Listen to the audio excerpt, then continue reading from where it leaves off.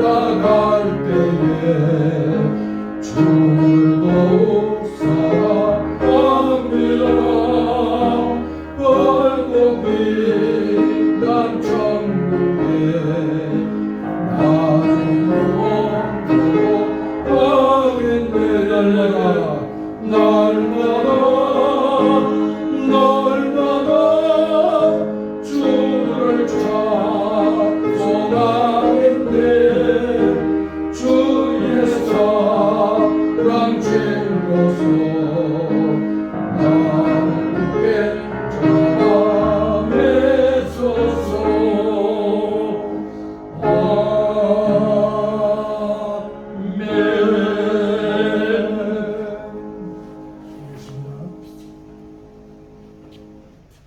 조화에 맞추어서 다 같이 묵도 드림으로써 예배 시작하겠습니다.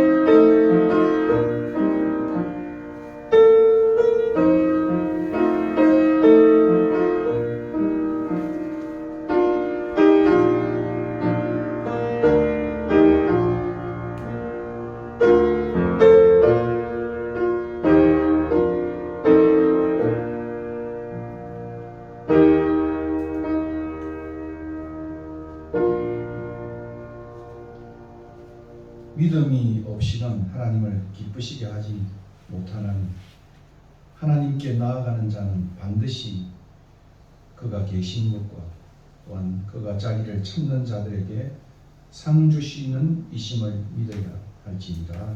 아멘. 하나님 감사합니다. 믿음 없이 우리가 이곳에 나오지 않았습니다. 우리의 믿음은 하나님이 반드시 살아계신 것과 또 하나님을 찾는 자에게 상 주시는 하나님을 저희들이 믿고 나왔습니다. 이 시간 우리의 믿음을 받으시고 오늘도 신령과 진정으로 드려지는 예배 되게 하여 주시옵소서. 적은 숫자 모였지만 두세 사람 모인 곳에 하나님 약속을 따라 함께 하시겠다는 하나님의 말씀을 저희들이 확신합니다.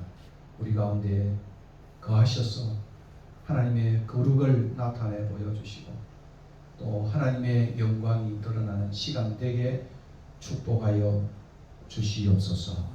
사는 동안에 우리 마음의 기도의 제목을 품고 살게 하시고 순례자의 길을 걸어가는 우리의 삶이 되게 인도하여 주셔서 우리 마음속에 너그러운 마음을 주시고 하나님을 찬미하는 마음을 주시옵소서.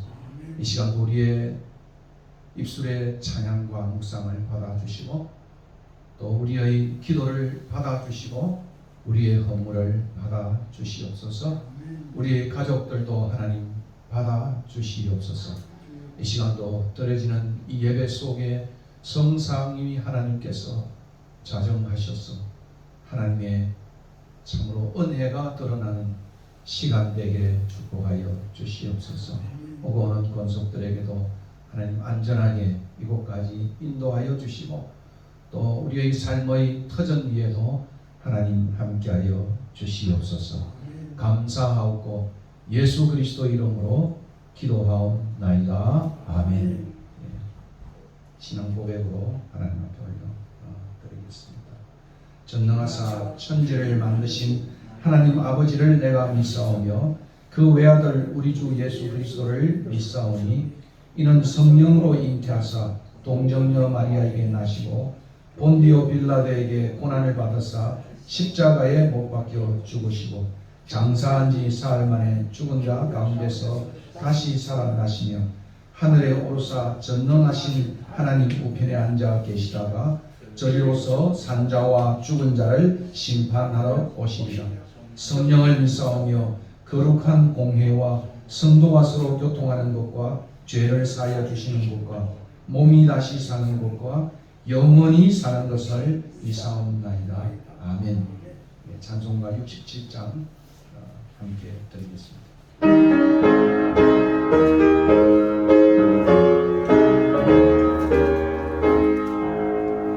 영광의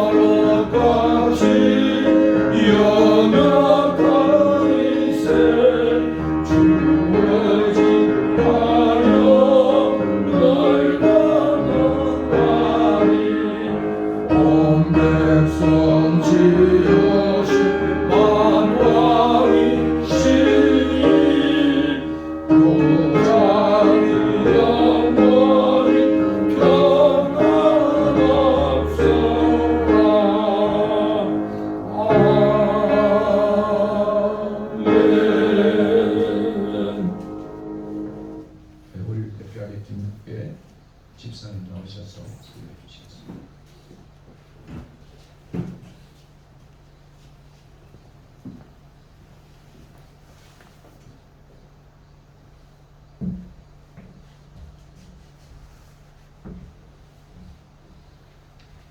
기도하겠습니다. 할렐루야. 거룩한 주일을 맞이하여 예배를 드릴 수 있음에 감사합니다. 하나님, 부족한 저희를 공유리 불쌍히 여겨 주소서. 기도하는 저희를 공유리 여겨 예배의 영을 부어 주소서. 그리하여 하나님의 은혜에 감격하며 하나님의 영광을 위한 삶을 살게 하소서. 하나님, 이 나라 이 민족을 불쌍히 여겨 주소서. 복음으로 이 땅이 하나 되게 역사하여 주소서. 북녘 동포들을 공유히 여겨서 자유와 민주와 평화로 회방되게 하소서. 하나님, 대한민국을 축복하시고 하나님의 공의가 바로서는 나라 되게 이정자들에게 지혜를 주옵소서. 하나님, 특별히 순례자의 집을 세우셨사오니 이 재단을 통해 하나님의 선하시고 온전한 계획을 이루게 하소서.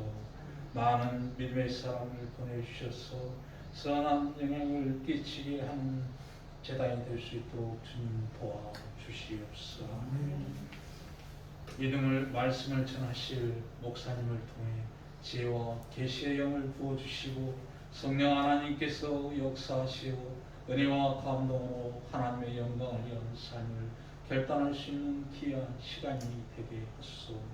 순례자의 집 모든 성도들의 삶을 기억하시고 모두가 축복의 동무, 축복의 주인공이 되게 역사하여 주시옵소서. 하나님, 처음 시간이니 마치는 시간까지 주님 홀로만 영광 받아 주소서. 예수님의 이름으로 기도드립니다. 아멘.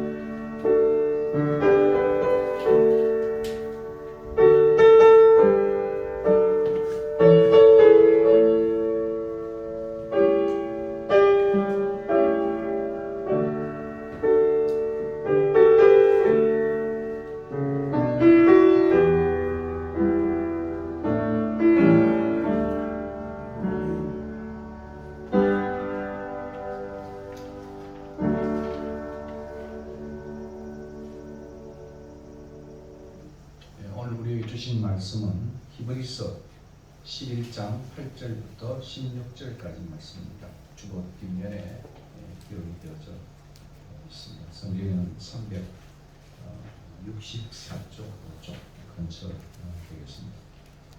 이번 주부터 순례자 아브라함이라는 주제를 가지고 한 두세 달 정도 그렇게 진행하려고 합니다. 우리의 믿음의 조상이고 축복의 사람 아브라함을 통해서 우리 순례길에 어떤 모범을 삼으려고 생각을 하고 있습니다. 그 중에 오늘 신약에 나타난 아브라함의 삶을 언급하는 히브리서 11장부터 보겠습니다. 교독하시겠습니다. 믿음으로 아브라함은 부르심을 받았을 때 순종하여 장래의 유업으로 받을 땅에 나아갈새 갈 바를 알지 못하고 나아갔으며 땅에 있는 것 같이 약속의 땅에 거류하여 동일한 약속을 유업으로 함께 받은 이삭 및 야곱과 더불어 장막에 거하였으니 교독합니다. 이는 그가 하나님이 계획하시고 지으실 터가 있는 성을 받았습니다.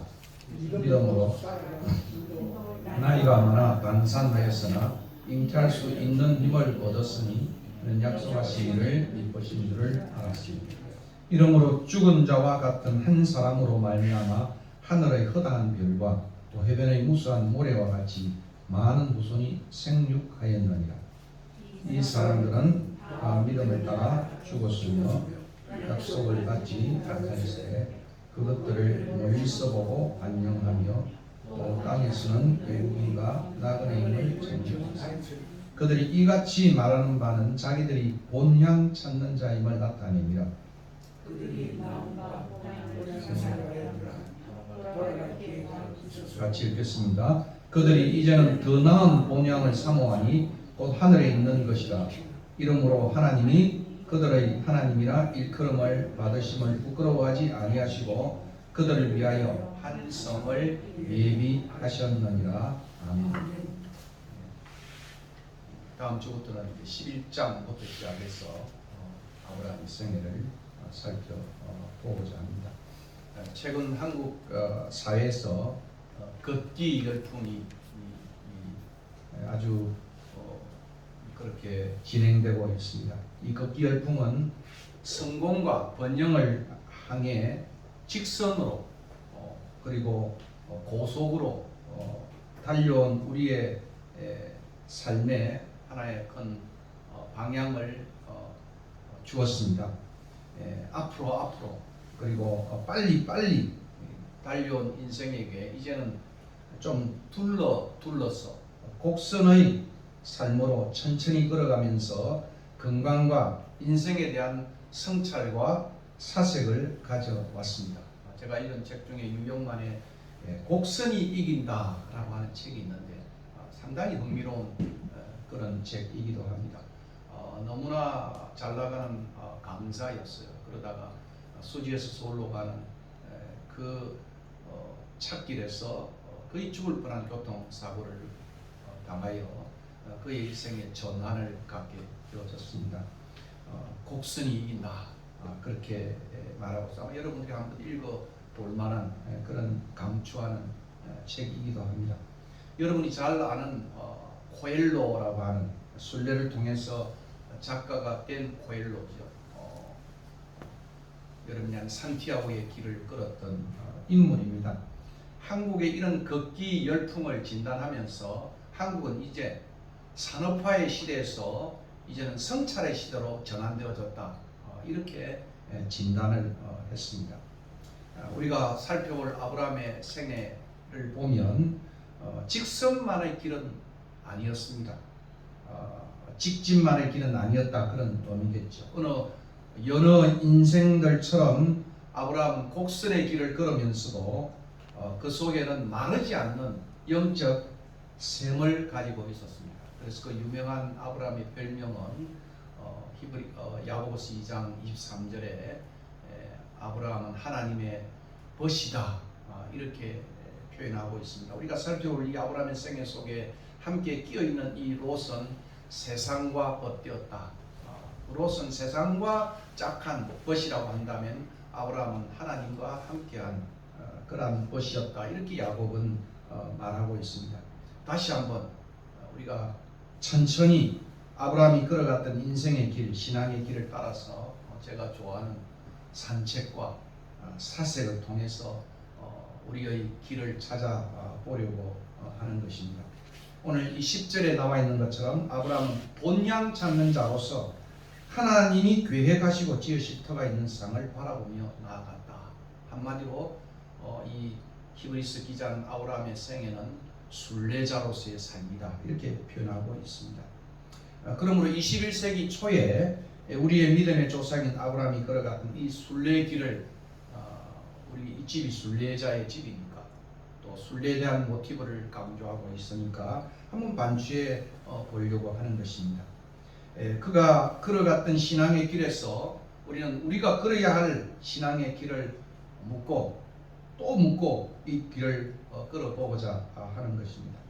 갈 바를 알지 못하고 방황하고 있는 이 21세기의 혼돈과 어두움, 오늘 우리 시대는 또 불확실성의 시대다 이렇게 말하지 않습니까? 이런 교차로에서 진리와 의미를 잃어버린 21세기 후기 현대주의의 혼미한 밤중에서 말씀만을 의지하며 믿음으로 순종하며 부르심의 길을 떠난 아브라함의 모습을 기억하며 우리 역시도 내일의 여명을 바라보고 아브라함처럼 그 땅에서 오늘 강조하는 여호와의 제단을 쌓고 여호와의 이름을 부르는 그래서 다시 사명의 길로 힘차게 나아가는 우리 순례자들이 되었으면 하는 마음입니다. 여러분이 잘 아는 소설가 최인호는 인생이란 책에서 이렇게 그 책을 열면 아주 헌시 같은 한 구절이 나오고 있습니다. 생이란 신이 오늘날로 말하면 하나님이 우리에게 내린 명령, 그래서 생명이다. 참 말장난 같지만 참 의미 있는 것이지 않아요? 생이란 신이 우리에게 내린 명령, 그래서 생명이라고 한다. 그렇게 말을 했습니다. 한마디로 인생이란 소명의 삶을 의미한다. 이렇게 말할 수 있습니다. 나와 저와 여러분은 어떤 소명의 삶을 또 살아왔고 또 앞으로 얼마 남았는지 모르겠어요. 20년, 30년 또는 100세라고 한다면 또 살아야 하는지 아마 다시 한번 물어야 할 것 같습니다. 제 주변에 어떤 분은 자기가 살아온 그동안의 내력이 무엇이냐, 자식들밖에 키운 게 없다. 이렇게 말하면서 인생을 좀 어떻게 살아야 될지를 고민하는 그런 말을 들은 적이 있습니다. 나도 행복하지만은 나로 인해 누군가가 행복한 삶을 사는가? 여러분 아마 어머니가 되고 또 나이가 되면 너무나 난 남을 위해 살았다. 이제는 나를 찾아보고 싶다. 이렇게 말하지만 그러나 나도 행복하고 남이 행복하다고 한다면 그것은 참 의미 있는 인생을 살았다. 그렇게 말할 수 있습니다. 최근 이제 90세를 바라보는 이유령 우리 교수는 아마 서울대 후기 학위 졸업식 온라인 축사에서 여러 번 거절했으면서도 불구하고 그렇게 집요한 요청에 따라서 축사하면서 이렇게 이야기를 했습니다. 비대면으로 졸업하는 졸업생들에게 당신들은 디지털과 아날로그가 공존하는 디지로그의 졸업생들이다. 이렇게 표현했습니다. 디지로그라는 것은 디지털과 아날로그를 합쳐진 말입니다. 졸업생들로서 코비드 시대의 마스크 한 장의 의미가 나와 남의 생명을 지키기 위해서라면 뭐 어떤 사람은 하도 국가가 시켜가지고 정부가 하라니까 한다 그렇게 말하지만은 오늘 여기 앉아 계신 분이 저를 빼고는 다 마스크를 쓰고 있어요. 이 마스크는 나와 생명을 나와 남의 생명을 지키기 위해서라고 한다면 코비드 이후의 시대란 마스크 한 장이 던져주는 의미를 우리가 곰씹어 봐야 된다. 옛날 아마 오래전에 그가 서울대 졸업식 축사에서는 한 장의 종이 비행기 떴다 비행기 날아라 동료를 가지고 이제 너희들은 앞으로 미래를 향해서 360도로 날아가면 1등이 360도 60명이 된다고 하는 그러한 꿈을 말했다고 한다면 이제 다시 이 서울대 졸업식 축사에서 한 장의 마스크를 중심으로 그는 권면을 합니다. 이제는 나와 남의 생명과 행복을 위하는 시대가 포스트 코비의 시대다라고 말하고 있습니다. 모나리자의 그 미소를 어느 화가는 수염을 그리려 했지만 요즘도 어느 화가가 모나리자의 미소에 마스크를 씌웠어요. 마스크를 씌워서 이건 정말 아주 그림 중의 그림이다. 그럼 모나리자의 미소가 사라진 거예요. 미소가 사라진. 참 그런 것이라고 한다면 마스크는 바로 코비드 시대의 하나의 상징이 되고 있습니다.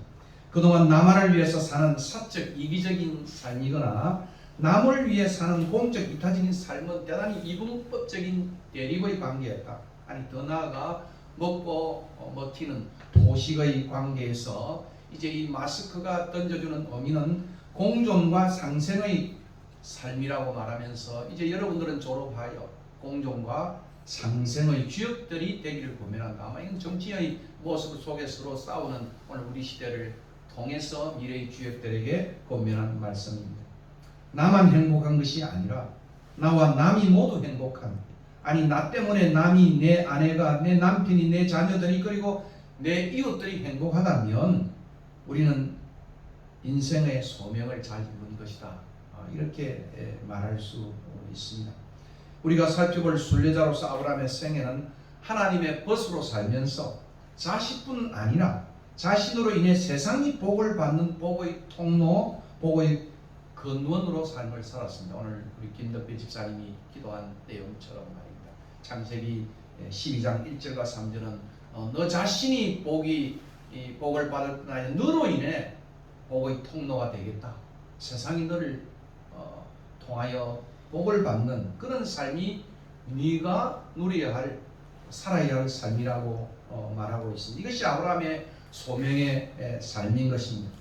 우리 역시도 이제 우리가 살펴볼 세상의 복의 통로인 이 순례자 아브라함처럼 세상의 중심이었던 그 당시는 메소포타미아 수메르 제국의 가장 중심이 우르였습니다. 우르를 떠나고 또 그 안에 좀 떠난 것 같지만 떠나지 못했던 하란이 있었어요. 하란을 떠나서 이제는 약속의 땅인 가나안을 향해 나아가고, 그리고 그곳 가나안에서도 약속의 땅이었지만은 오늘 저희들이 살펴볼 히브리서 11장에도 보여주는 것처럼 축복과 번영에 안주하지 않고 마침내 22장의 아브라함의 생애는 지시할 땅을 향해서 떠나는 것으로 끝나지 아니하고 하나님께서 지시할 산을 향해 그 약속의 땅에서 또 떠남의 그러한 삶을 살게 했습니다. 그리고 그는 그 모리아가 종착지가 아니었습니다. 예수님도 우리에게 예수님의 생애가 모리아, 갈보리, 십자가가 종착지가 아니었잖아요. 그는 그 갈보리를 통하여 십자가를 통해 우리에게 먼 미래의 부활의 영광스러운 낙원을 우리에게 안겨준 것처럼 오늘 이 아브라함도 아름다운 본향으로 나아가고 있는 것을 봅니다.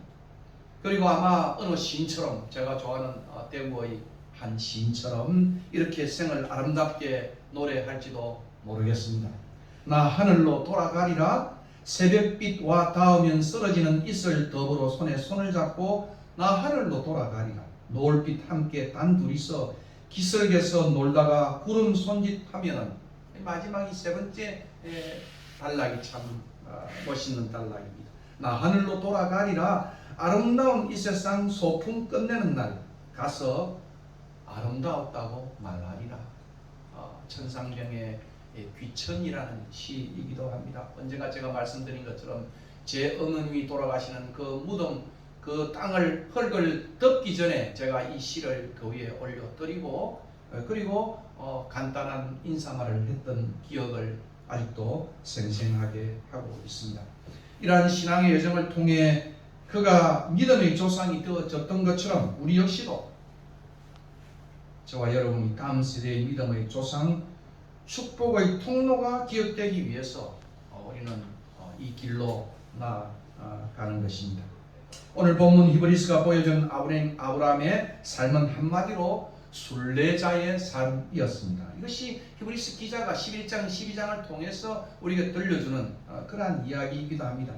이방 땅에서 나그네로 살았던 히브리서 청중들에게 히브리서 기자는 믿음의 조상이었던 아브라함의 순례자의 모습을 다시 한번 회상시키면서 역경 속에서도 믿음의 길로 지속적으로 걷도록 아브라함을 통해서 권면하고 있습니다.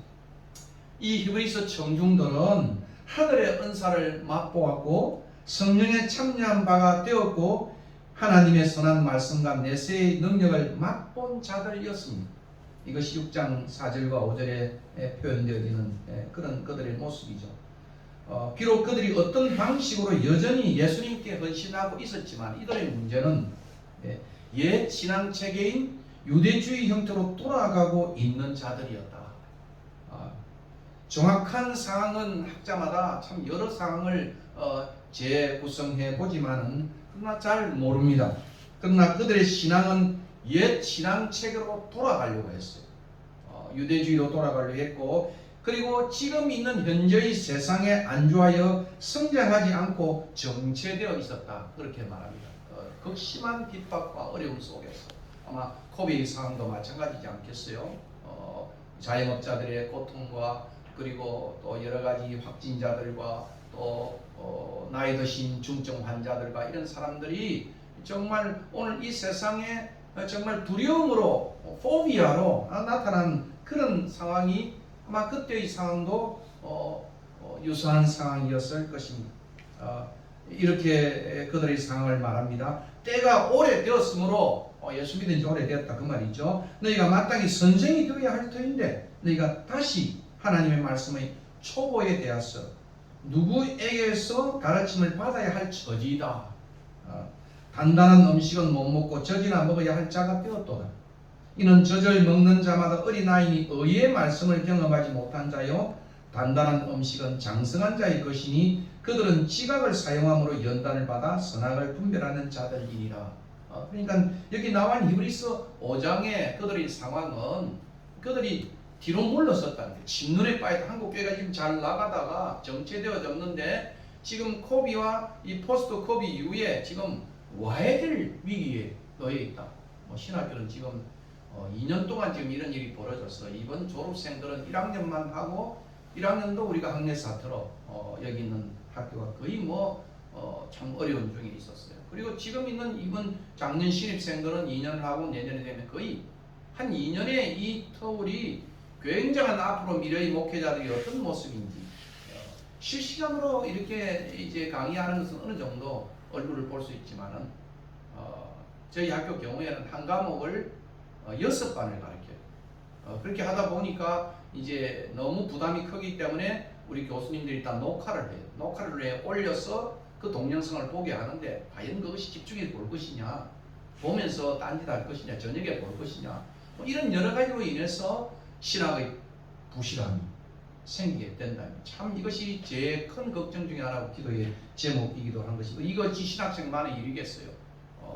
지금 코비드 사태로 일어난 신앙인의 삶에도 정말 예배의 역동성이 없기 때문에 그래서 이 찬스 목사가 보면 정말 찬송가 하나에 힘을 다해가지고 마치 그 부흥에 부르듯이 그렇게 그 영적인 리바이브를 하려고 애쓰는 것을 보게 됩니다.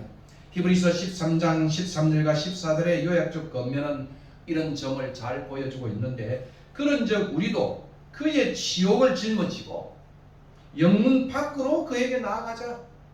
우리가 여기에는 영구한 도성이 없으므로 장차 올 것을 찾는다. 이렇게 말하고 있습니다. 그러니까 이 내세에 대한 것이 어느 목사님은 그랬어요. 젊은이들이 너무 기독교가 내세를 강조함으로 오늘 기독교를 망쳤다. 그렇게 이야기해요. 저는 그 반대예요. 그 목사님도 그것을 가지고 이야기를 했어요. 내세에 대한 명료함이 없기 때문에 지금 마음대로 사는 거죠. 함부로 사는 거죠. 그러므로 이 히브리서 기자가 말하는 미래에 대한 그러한 경각심은 대단히 흥미로운 경각심이라는 것입니다. 그러므로 이러한 청중들을 향해 저자는 과거로의 회기나 현재적인 안주를 거부하고 장래의 유업으로 받을 땅, 하나님이 계획하시고 지으실 터가 있는 성인 하나님의 이 도성을 바라보며 미래적인 순례의 신앙으로 나아갈 것을 아브라함의 신앙의 모범으로부터 권면하고 있다는 말씀입니다. 흥미롭게도 오늘 이 구절을 여러분 보시면 히브리서 저자는 아브라함은 약속의 땅에서도 정착민이 아니었다. 이방의 땅에 있는 것처럼 거류민으로 살았다.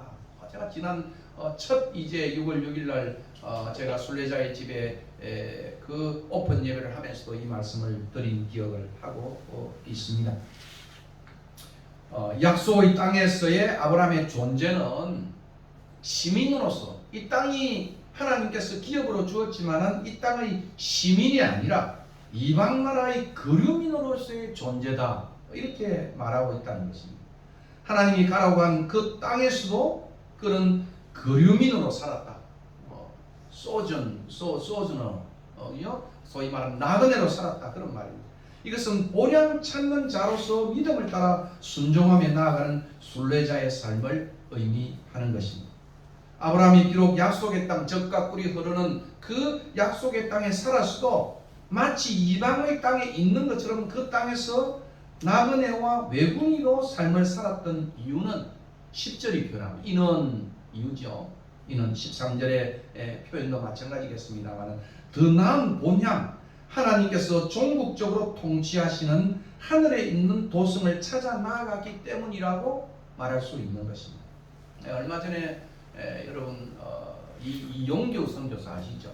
하버드를 졸업하시고 몽고에 선교를 하다가 책을 썼잖아요. 내려놓음이라는 책을 썼어요. 그럼 자기 인생에 참 내려놓기 쉽지 않잖아요. 또 책을 썼어요. 그 다음 책이 더 내려놓음. 그러니까 아마 다 내려놓으면 안 되는 것 같아요. 자기가 하버드의 학위를 가지고 선교사로서 그렇게 내려놓은 삶을 살지만은 또 그 안에서 또 다른 어떤 그 욕구, 욕망이 있었다는 거죠. 예, 그것을 이제 그는 더 내려놓겠다. 그렇게 표현했습니다. 얼마 전에 또 책이 나오는데 떠남이라고 하는 떠남. 예, 그래서 그 부제는 천국의 노마드다, 천국의 순례자다, 천국의 유목민이다 하는 떠남에 대한 책을 다시 썼습니다. 결국 하나님께서 종국적으로 통치하시는 하늘에 있는 도성을 찾아 나섰다. 그러니까 그의 꿈은, 그의 비전은 이 땅에 하나님의 나라를 세우는 비전과 함께 종국적으로 하나님이 다스리는 영원한 나라, 그 나라를 꿈꿨다는 그런 의미인 것입니다. 단순히 아무것도 가지지 않는 채 배낭 하나 메고 인생을 그냥 홀로 나그네처럼 살았다는 그 의미가 아니고, 여러분이 우리가 다음 시간부터 계속해서 볼 것처럼 그는 복의 통로가 되기 위해서 정말 이 땅에서 정말 아름다운 나라를 꿈꿨다는 거예요. 거룩한 제사장 나라를 꿈꿨다는 거예요. 이 하나님 나라의 이 사상이 그의 삶 전체를 다 휘감아갔다. 제가 이 아브라함의 순례자의 생을 묵상해 보니까, 그럼 뭐란 말이냐, 아무것도 하지 않고 소유도 가지지 않고 그냥 배낭 메고 그냥 그렇게 살아란 말이냐, 그 말은 아니었다. 그의 비전은 이 땅에 진정한 하나님이 다스리는 나라를 꿈꾸었다. 그래서 하나님 나라의 가장 중요한 두 요소가 바로 땅과 시였습니다. 땅의 축복이죠. 그죠? 하나님 나라를 이루려면 땅이 있어야 되잖아요. 그리고 사람이 있어야 되잖아요. 시의 축복과 땅의 축복을 표현했다, 그런 이야기입니다. 즉 어스틴이 말하는 신의 도성이었습니다. 그의 꿈은 결국 아브라함이 꿈꾼 삶은 경건한 청교도들이 꿈꿨던 철로 역정의 삶이었다, 그렇게 말할 수 있습니다. 결국 아브라함은 믿음으로 살았고 순종함으로써 그 믿음이 참 믿음으로 인정되었으면 창세기 22장 12절에 이제야 비로소 네가 나를 믿는 줄 알았다. 그러니까 그 믿음과 순종이 야고보서에 말하는 것처럼 순종이 그의 믿음을 인준해 주는 것이었다, 그렇게 말할 수 있어요. 그래서 하나님이 그와 함께 벗으로 칭했다, 이렇게 야고보서 2장 23절은 표현하고 있습니다.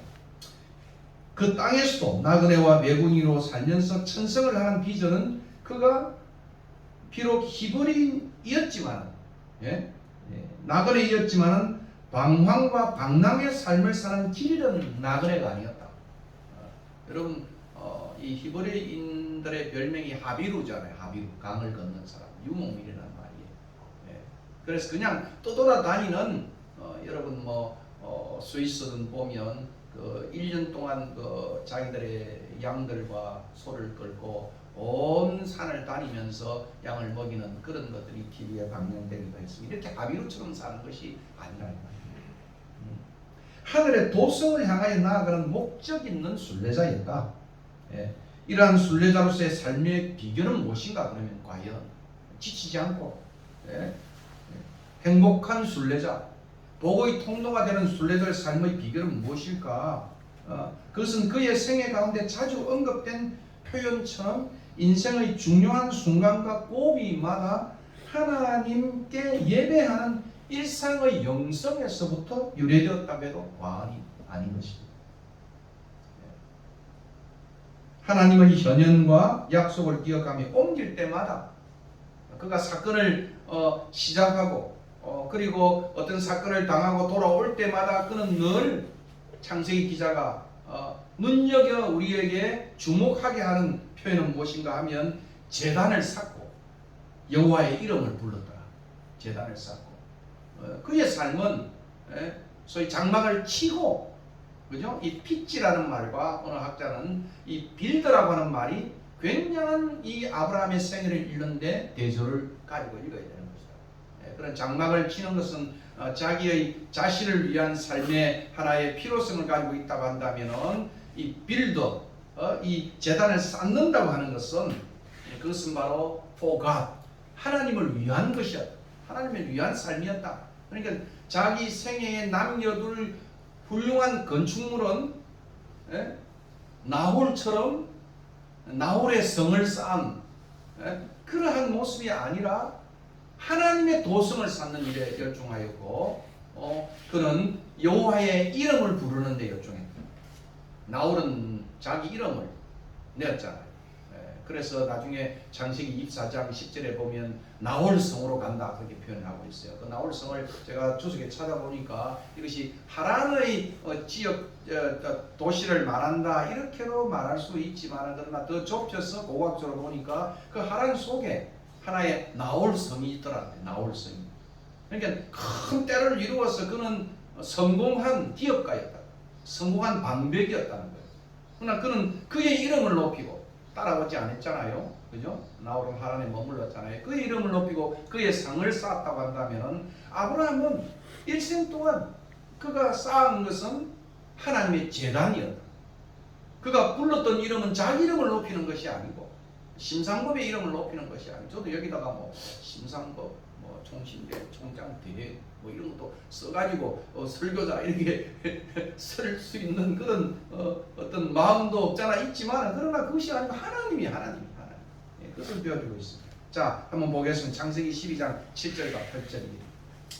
예, 여러분 창세기를 찾아보면 여호와께서 아브라함에게 나타나 이르시되 내가 이 땅을 너 자손에게 주리라 하신지라. 자기에게 나타나신 여호와께 그가 그곳에서 제단을 쌓고 거기서 베델 동쪽 산으로 옮겨 장막을 치니 서쪽은 베델이요 동쪽은 아이라. 그가 그곳에서 여호와께 제단을 쌓고 여호와의 이름을 불렀더라. 여호와의 이름을 불렀더라. 드디어 이제 아브라함이 약속의 땅에 들어가자마자 한 첫 행위가 제단을 쌓고 여호와의 이름을 불렀다. 네, 그렇게 말할 수 있습니다. 12장 5절에는 아브라함이 그의 아내 사레와 그의 조카 롯과 하란에서 모은 모든 소유와 이 아브라함도 소유욕이 좀 있은 것 같죠.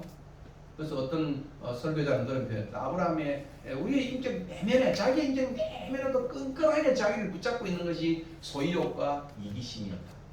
아브라함은 여기 나중에 이게 이제 13년간 문제가 됩니다. 우리가 계속해서 살펴보면 하란에서 모든 소유와 얻은 사람들을 이끌고 가나안 땅으로 가려고 떠났어. 히브리어에는 이런 표현이 없어요. 근데 우리 표현에는 이게 세 번역이든 공동번역이든 뭐든 간에 마침내 가나안 땅에 들어갔더라. 마침내 이 뻔하고 이 히브리어 단어는 이제 드디어 이런 말이죠. 그래서 우리 번역에는 마침내라고 번역. 드디어 이제 가나안 땅에 들어갔다. 왜냐하면 가나안의 여정이 참 길었어요. 사실은. 그가 부름을 받고 하란을 출발했지만 그러나 그는 우르를 출발했지만 하란까지 가는 기간이 참 오랜 기간이었어요. 그래서 하란에 머물자 그는 거기서 15년을 지체합니다. 15년을 지체합니다. 하란의 이름이라고 하는 것이 참 재미난 이름이에요. 열매가 없다. 15년 동안 그는 부름을 받아서 갔지만 온전한 순종을 하지 않은 거예요. 친정을 버려둬야 되는 친정을 다 떼버려도 데리고 가고 그렇게 했어요. 그렇게 해서 그는 거기서 머물게 되어진 것입니다. 머물게 되어졌어요.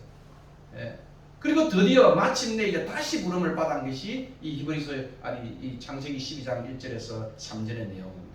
다시 부름을 받았어요. 아버지가 죽자, 그죠? 그런 부름을 받아서 하란을 떠나게 되는 것입니다. 그리고 드디어 이제서 가나안 땅에 들어갔어요. 그러니까 어느 이 설교자가 이기다가 했습니다. 참 아마 그 떠남의 하란까지 가나안까지 오는 과정 참 기가 막혔을 것이다. 기가 막혔을 것이다. 이것이 아브라함이 순종했던 성취의 결과였느냐? 아니었다. 아브라함의 생애를 보면 우리가 참 마지막에는 너무 멋지잖아요. 그죠? 믿음의 조상을 보이죠. 그러나 그는 우리가 똑같은 성경을 가진 사람으로서 그도 참 아까 말한 것처럼 곡선의 길을 걸어간 거예요. 곡선의 길을 걸어간 거예요. 드디어 그 도착했는데 지임으로 간 것이냐? 아니다는 거지요. 아브라함이 순종했던 결과가 아니라 아브라함을 순종시킨 하나님의 은혜의 결과가 아니냐. 은혜의 결과가 아니냐. 하나님의 섭리였다. 그래서 우리가 하나님의 앞에 도성으로 천국으로 가가는 그 길은 우리가 힘이 좋아가지고 믿음이 좋아가지고 한 것이 아니고 하나님의 은혜의 섭리죠. 그래서 그는 도착하자마자 그죠? 7절과 8절에 여호와의 제단을 쌓고 그죠? 그리고 여호와의 이름을 부르게 되어진 거죠. 그의 인생에는 하나님이 튼튼한 빌딩이었어요. 건축물이었어요. 그리고 여호와의 이름이 가장 그가 내세우는 위대한 그의 승리의 대가였다 이렇게 말할 수 있습니다. 그래야 그는 이곳에서 예배를 드렸다 이렇게 말할 수 있습니다. 그리고 13장에 보겠습니다. 4절과 3절과 4절. 그가 네게부에서부터 길을 떠나 베델에 이르며 베델과 아이 사이고 전에 장막쳤던 곳에 이르러 그가 처음으로 제단을 쌓은 곳이라. 그가 거기서 여호와의 이름을 불렀다.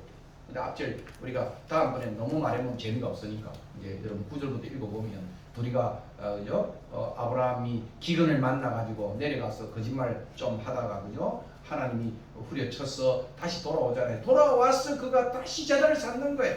그곳에서.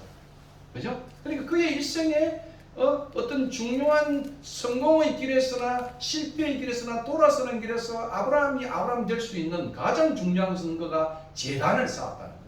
그가 쌓아간 어큐뮬레이트된 것은 아까 우리 앞에 그랬잖아요. 그가 어큐뮬레이트던 축적했던 소유와 부를 들고 왔지만 그러나 그의 인생에 축적해야 할 것, 세워야 할 가장 중요한 것은 하나님의 제단이었다. 하나님의 이름이었다. 그는 여호와의 이름이었다. 그래서 그는 여호와의 것이 되어진 것이라고 말할 수 있습니다. 이 일 후에 이 예배의 삶을 후에 아브라함은 롯과의 갈등이 생깁니다. 다툼이 생기는 것입니다.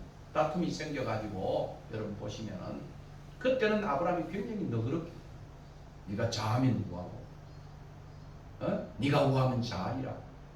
이 자식이 말이야 내가 그동안 먹여 살렸는데 내한테 반기를 들어? 그렇게 하지 않았다. 그의 너그러운 심령은 그죠? 풍족한 그의 영양은 풍족한 아름다운 모습은 예배 생활을 통해서 하나님의 모습을 닮아가 하나님이 보시니까 하나님을 닮아가지 않겠어요? 그러더라고. 저하고 제 아내하고 그렇게 많이 닮지 않았어요. 근데 요즘 보면 제 아내 친구들도 그러고 이 상복이와 영희가 좀 많이 닮았다 그러잖아요. 왜냐면 보시니까 싸우기도 하지만 함께 사니까 닮아가는 거죠. 어떻게 닮았는지는 모르겠어요. 좀 흉악하게 닮았는지 정말 순진한 영원한 청년처럼 닮았는지는 모르지만도 그죠? 벌써 닮아가는 거죠. 하나님을 닮아 그런 마음을 갖게 되어진 것입니다. 그리고 13장 8절입니다. 이에 아브라함이 장막을 옮겨 헤브론에 있는 마므리 상수리 수풀에 이르러 거주하며 거기서 여호와를 위하여 제단을 쌓았더라. 이건 무엇인가 하면은 네가 자하면 우하고 우하면 자를 했더만은 롯이 딱 눈을 들자마자 아브라함하고 눈도 맞추지 아니하고 지가 참 봐서 요단에 물이 넉넉한 목초지로 최고의 땅을 택해가지고 강남을 택해가지고 그가 나간 거예요. 홀로 남았어요. 아브라함이 홀로 남았는데 아브라함은 거기서 실망하지 않니 이 나쁜 새끼 배신 때려 이렇게 말하지 아니하고 그는 하나님 앞에 예배를 드리고 그죠? 그러니까 제가 말씀드리고자 하는 것은 오늘 첫 이제 시간에 제일 중요한 것은 아브라함의 그 인격의 그 넓이와 그릇의 넓이가 하나님과 예배를 통해서 그가 넓어졌다. 그 말을 제가 말씀드리고자 하는 것입니다. 아브라함이 주어진 약속을 인내하며 기다리며 믿음으로 순종하며 나아갈 수 있었고 인간관계를 극복할 수 있었던 가장 큰 원동력은 바로 예배였습니다. 저도 그래요. 제가 지난 시간에 말씀드린 2년간 해직을 당하면서 참 어떤 데는 가슴에 우리 형님은 그죠? 그 당했던 걸 가지고 이 칼을 가지고 이 호텔에 홀로 살면서 그 얼굴을 가지고 이렇게 나이프로 이렇게 찍었다잖아요. 그죠? 참 배신이라고 하는 것은 참 가슴 아픈 일이거든요. 근데 참 내게 그 2년의 그 예배의 생활이 그죠? 나로 하여금 넓혀줬어. 참 다시 돌아와서 제게도 그런 기회가 있었지만 그분을 다 고용하고 함께 갔던 것은 하나님의 은혜의 성리였다. 저는 그렇게 말할 수 있어요. 그것이 내 예배 생활이었어요. 예? 내 예배 생활이었어요. 그래서 제 아내가 저를 어느 정도 존중하는 것 중에 하나도 그 사람들을 다 품고 가는 거예요. 품고 가는 거예요. 배반적인 사람들 그 손도 있지만 그 사람은 품고 가는 거예요. 그것이 어떻게 저의 어릴 때부터의 DNA이겠어요? 아니에요. 저 못된 성격에서 하나님의 예배를 하나님을 통해서 제가 배워왔던 하나님의 성품이 내 속에 와 것이고 특별히 창세기 이 말씀은 내게 굉장히 중요한 한 모습을 갖고 있는 그런 내용이기도 하는 것입니다. 여호와를 위해 제단을 쌓고 여호와의 이름을 부르는 일, 이것이 그의 성공의 축복의 통로가 되는 가장 원동력이었다, 이런 말입니다. 예배 생활을 통해서 그게 무엇입니까? 기도와 찬양과 말씀 생활. 제가 이 순례자의 집을 개척하는 것도 가장 중요한 것은 나를 위한 것이고, 그리고 또 여러분을 위한 거예요, 사실은.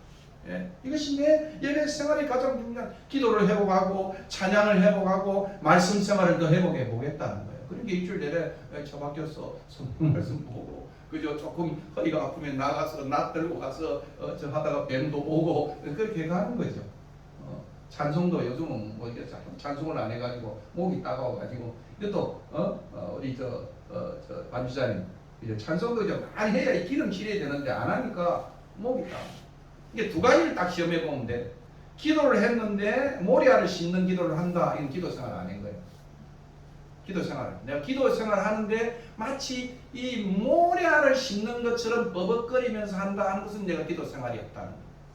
찬송을 하는데 아직 목이 따갑다 내처럼 찬송 생활 안 한 거예요. 이거 안 한 거예요. 안 한 거예요. 그래서 우리 저 강장모님에게 15분이라도 우리 예배 중에 예배 전에 했으면 좋겠다 하는 것이 제 생활이기도 합니다. 이 아브라함의 길동무가 되어서 함께 동행하심으로 아브라함은 수많은 시험에서도 하나님의 도성으로 나아갈 수 있었고 믿음의 조상과 축복의 통로가 될 수 있었습니다. 그래서 천지의 주제이신 여호와 하나님이 그를 돌보시고 보호하시고 아브라함의 방패요 지극히 큰 상급이셨으며 전능하신 하나님이셨다는 것을 우리가 배우게 되는 것입니다. 우리의 예배 생활이 바로 그런 거예요. 코비를 통해서 제일 큰 무너짐이 바로 예배 생활의 무너짐. 저를 포함해서 예배 생활의 무너짐이에요. 기도 생활의 무너짐이에요. 찬송생 그래서 뭐 교회 안 가면 뭐 기도 안 하나, 교회 안 가면 찬송 안 하나, 그렇지만은 그래도 교회 가야 기도를 하고 찬송을 더 하잖아요. 예? 예배도 마찬가지잖아요.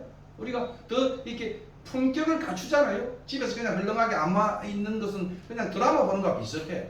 드라마 봐도 눈물 흘리거든. 드라마 봐도 감격이 있거든. 그러나 예배 속에서 함께 공적인 예배를 드리는 것은 훨씬 다른 겁니다. 저는 그런 생각을 해봐요. 오늘 참 이 아브라함의 이 영성의 일상의 영성을 저도 회복하고 여러분 회복, 우리 한국교회가 회복하는 그런 길이 있었으면 좋겠다. 그것이 제가 첫 아브라함의 생에 드리고 싶은 그런 내용 중에 하나입니다. 아브라함의 순례길은 데라와 더불어 시작된 길이었어요. 근데 이 아버지가 또 참 이 뗄래야 분리할 수 없는 그런 거잖아요. 오늘 부모와 함께 이민자의 길을 떠나는 모습처럼 순례길은 그렇게 시작되었죠. 각자 우르를 시작해서 그리고 이제 드디어 이제 하란까지만 갔잖아요. 그죠? 하란은 뭐겠어요? 각자 우리와 비슷해. 달신을 섬기는 거 무역로의 교차로에 그러니까 주저앉고 싶은 내용이 됐겠죠. 15년을 주저앉았어요. 15년. 그죠? 우리는 몇 년인지 모르겠어요. 그죠? 우리 몇 년간 코비의 2년인지 코비의 3년인지 15년간 주저앉았는데, 그죠? 데라란 말은 웃긴 거 제가 여러 개 찾아보면 데라는 연기하다, 지체하다. 데라 연기가 아버지 데라. 그게 아버지 때문에 지체인 거야. 그 순종의 길이 지체인 거야. 그 하란의 의미는 뭐냐 하니까 열매가 없다. 15년은 떠나지 못함으로 열매 없는 15년의 공백. 나중에 우리가 7년의 공백을 또 나중에 보게 돼요. 아브라함이 약속을 받았어. 근데 이 15년의 열매 없는 공백을 보게 된 드디어 아브라함이, 그죠? 이 12장은 어디서부터 받은 명령이에요? 하란에서 받은. 하란에서 다시 열심을 받았던 모습을 보게 됩니다. 근데 이 하란에서 이제 가나안으로 갔잖아요. 하나님의 은총으로, 하나님이 밀어내므로, 하나님이 푸시함으로 아버지가 죽음으로 인해서 정신이 차려졌겠죠? 그죠? 아버지는 그죠? 하란에 주저앉아, 야, 이 하란에 주저앉아는 건 뭐였어요? 자기 아들 하란하고 이름이 똑같은 거예요. 죽었던 아들이 생각이나 사람이 머물렀는지도 몰라. 아버지가 죽게 되니까 장인물이 없어지면서 자기는 거기서 떠나게 되는데, 근데 친척을 버리고 떠나야 되는데 롯을 또 다야. 그 당시에 이 대가족 사회에서는 버리기가 쉽지 않아요. 떠나기가 쉽지 않아요. 그러니까 나중에 또 롯이 또 문제를 일으켜. 자기 생에. 그죠? 이런 것들이 나와 있는, 그러니까 참 이 족장들의 이야기는 우리의 이야기와 너무도 일맥상통한 그런 이야기들을 보게 되는 것을 봅니다. 결국 아버지 게라가 죽고 나서야 부르심의 길을 떠날 수 있었는지도 모르겠습니다. 아무튼 이제 하란에서 하나님의 부르심을 따라 아비 집에 있는 본토를 버려두고 가나안을 향해 길을 떠나는 것입니다. 이 길떠남이 그죠?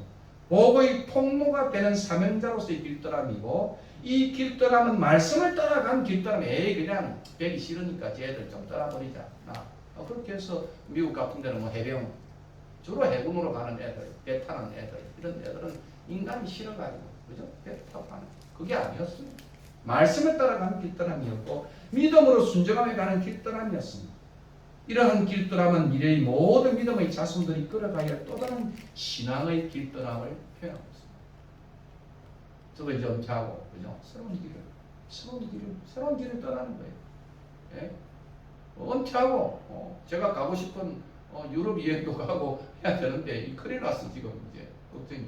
제가 개를 키우니까 제일 개가 나를 괴롭히더라고. 근데 못 떠나겠더라고. 두 번째 이제 목회 이제 시작했으니까 이게 내가 떠나기가 이제 우리 친구를 불러가지고 이제 나중에 한 주 정도 이제 설교를 같이 할지는 모르겠지만 참 길떠남, 그죠? 이 훈련이 얼마나 중요한 것인가. 예. 그래서 우르에서 하란에서 가나안에서, 그리고 가나안도 떠나서 이제 퍼지자 아니겠죠. 거기서부터 또 지시할 산을 향해서 모리아를 향해서 자기 전체를 다 주님 앞에 드리는 헌신의 길을 다시 떠나요. 그리고 마지막에는 그것으로 나는 성공했다가 아니고 끝없이 떠나는데 본향을 향해서 떠나는 그런 의미를 우리에게 보여주고 있습니다. 일생 동안 떠나는 거예요, 사실은.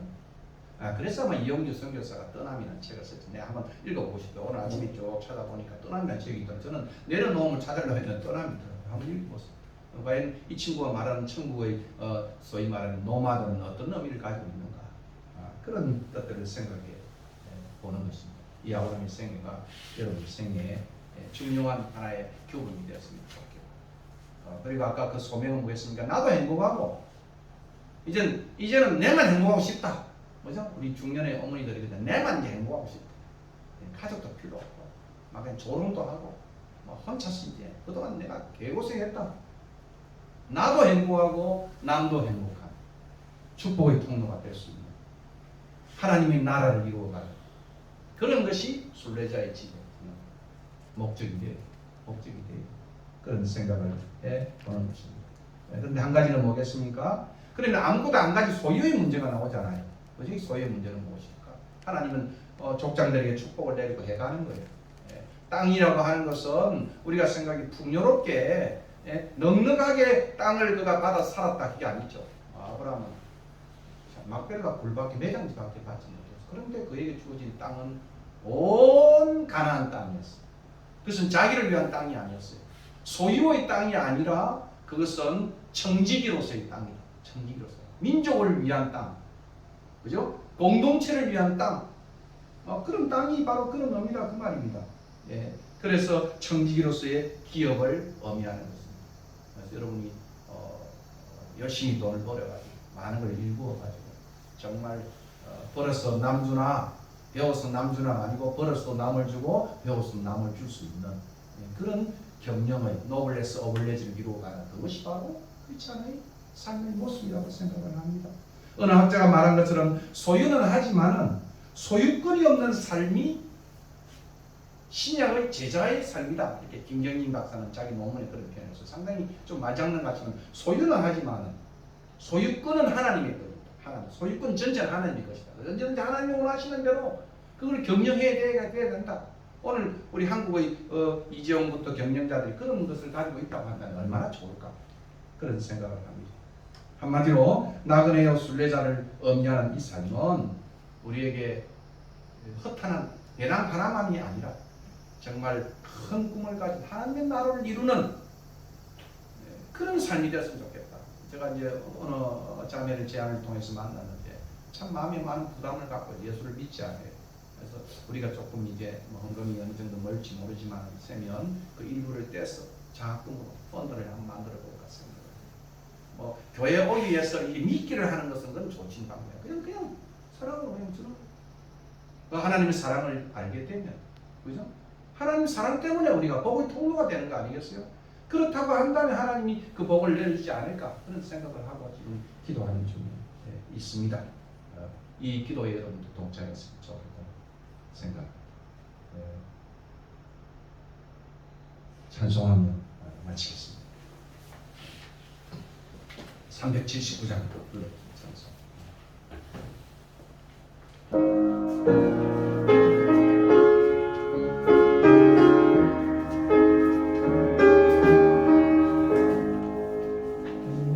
맑을 멀로 하는 이번에 빛대신 주 저 모양 집을 향해 가는 길 주소서 내가 가는 길 알지 못하나 한 걸음씩 나 인도하소서 이전에 방탕하게 지낼 때에 교만하여 맘대로 어디 가는 이제는 사소서 내 지역죄 다 기억마시고 주 뜻대로 날 주장하소서 이전에 날 인도하신 주 장래에도 내 앞에 험산 줄령 나갈 때 오소서 밤 지나고 저 밝은 아침에 기뻐로 내 주를 만나리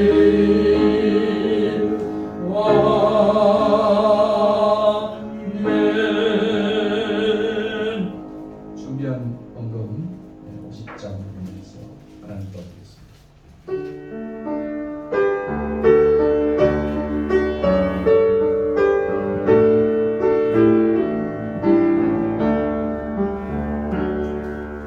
내 있는 모든 것을 아낌없이 드리네 사랑하고 어휘하며 주만 따라 살리라 주께 드리네 주께 드리네 사랑하는 구주 앞에 모두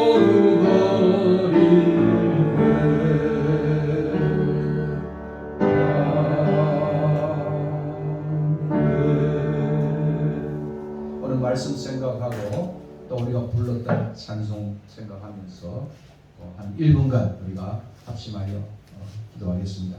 우리 순례자길이 정말 하나님 보시기에 아름다운 그런 길이 될 수 있도록 우리가 복의 통로가 될 수 있도록 우리의 예배 생활이 더욱더 견고해져서 이 귀한 사명을 잘 수행하여 하나님을 닮은 하나님의 것이 될 수 있도록 또 이 교회가 사람들을 돕는 복의 통로로 설 수 있도록 함께 기도하겠습니다. 고마우신 아버지 하나님, 이 시간 다시 우리와 성경이 같은 아브라함을 숙고하게 주셔서 감사합니다. 그와 같은 길, 직선의 길은 아니지만 하나님과 동행하는 곡선의 길을 걸어가면서 하나님의 마음을 품고 여호와 이름을 부르고 여호와의 제단을 삼는